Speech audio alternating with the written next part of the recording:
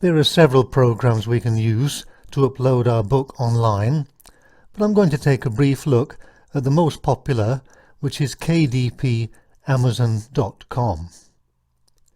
KDP stands for Kindle Direct Publishing, and the upload process is very simple. We can either sign in with a new account or with the Amazon account. Most people have an Amazon account, as do I, so I simply sign in. And you will reach the Kindle Direct Publishing page. This first page is called the bookshelf, and this is where I have the books that I've uploaded to Kindle. When you're putting a new book on Kindle, you click Kindle Ebook, and you arrive at a page filled with empty fields for you to complete. Now I'm going to go back to the bookshelf, and I'm going to edit one of my books to show you how these fields should be completed. I'll edit the book details, and we get to exactly the same page as if you're creating a new book. First of all, the language is English.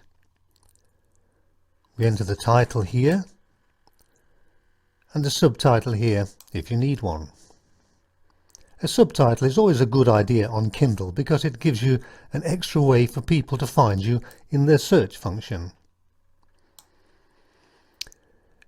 The series name and volume number, I don't bother with that. An edition number is optional. We can move straight on. Put in your author name, first and last name, and if there are any other contributors, you can enter them here. The description for the book is the blurb that appears on your Amazon book page. As you can see, there is a character limit, but this description is actually very important for getting your book found. The field does accept simple HTML markup, such as here I'm using the H2 tag, which is a heading tag, to make this stand out. I can also use the bold tag to make certain phrases stand out. You can also underline and use italics as well. Once you have the description entered, move down, click I own the copyright, and then you can enter keywords.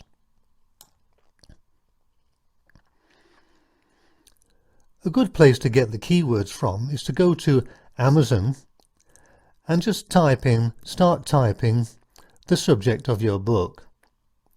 Amazon will auto-suggest certain keywords. Just take these keywords and enter them into these fields. In the next section we have categories, and you're allowed to set 2 categories. As this book is about writing, I've chosen authorship and composition and creative writing. If you click the Set Category button, you'll be presented with various categories, and you can drill down and choose the exact one that you need. Not many people know that you can actually have your book entered into 7 more categories. You can send an email to the KDP support team, and very quickly they will reply and enter the book into the categories that you request. So overall you'll have your book in 9 categories instead of just 2, which also helps to get your book found. Here's another optional field, the children's book age or the reading age. I don't normally bother with those, nor the pre-order. So when you've filled in that section, that first page, you can see that we have 3 pages: the book details, which we've completed, the content and the pricing. So I'm going to move to Content. You can either choose to have digital rights management for your book, yes or no. I normally choose no, so that it gets maximum amount of sharing. And then you can upload your manuscript. As you can see, it will accept doc, docx, even HTML, MOBI, EPUB, rich text, and also plain text. So there's quite a range. If you're writing your book in Word, for example, then you could upload your manuscript in doc format. But take care, because there is some formatting required. If you upload your manuscript, it will give you a spell check, and you can view them and see if you want to change them or make any amendments.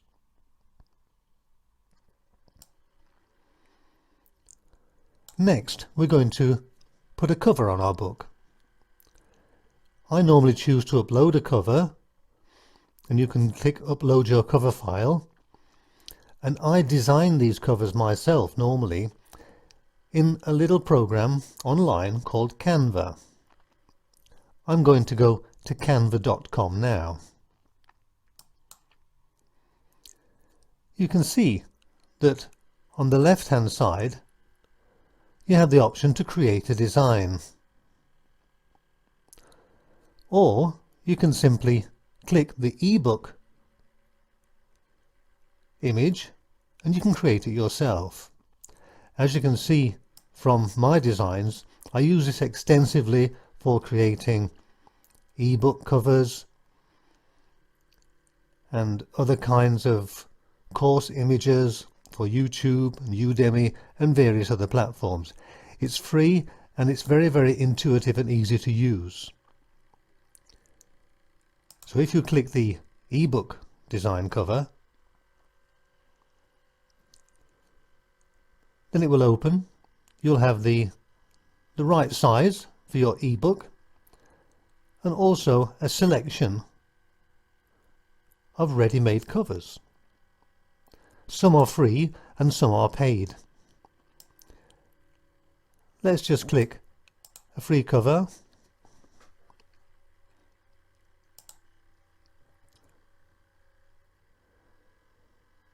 And then you can click the text and change the text as you wish. You can also import images, your own images, either from their library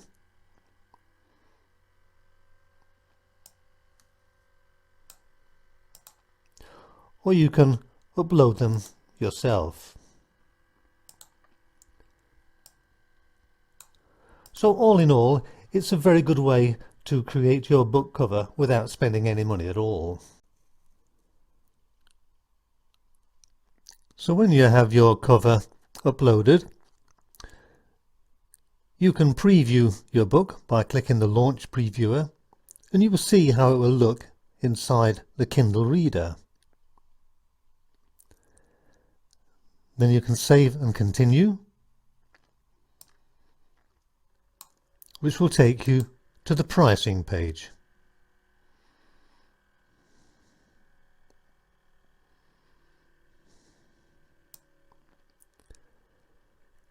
At the top of the pricing page you can see with KDP Select enrolment, it is best to enroll in KDP Select because this is where users of Kindle Unlimited who pay a monthly subscription can choose books from the library, and you'll be paid for each page that is read. For territories, click All Territories, Worldwide Rights.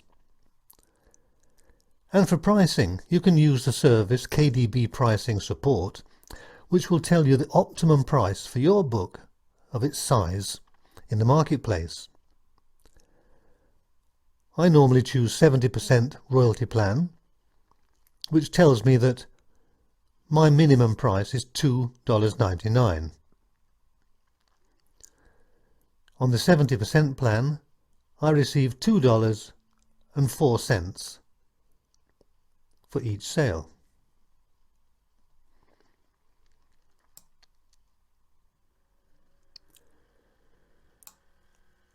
The matchbook option is when you have a print version of your book. By clicking this, you allow people to buy the ebook at a reduced rate or even free, which is what I normally do. Book lending is when people can loan the book to their family or friends for a period of 14 days. It spreads the word, and it also gives you a little bit more earning power because of the KDP Select program. Now you're ready to publish your Kindle ebook. You click the Publish button,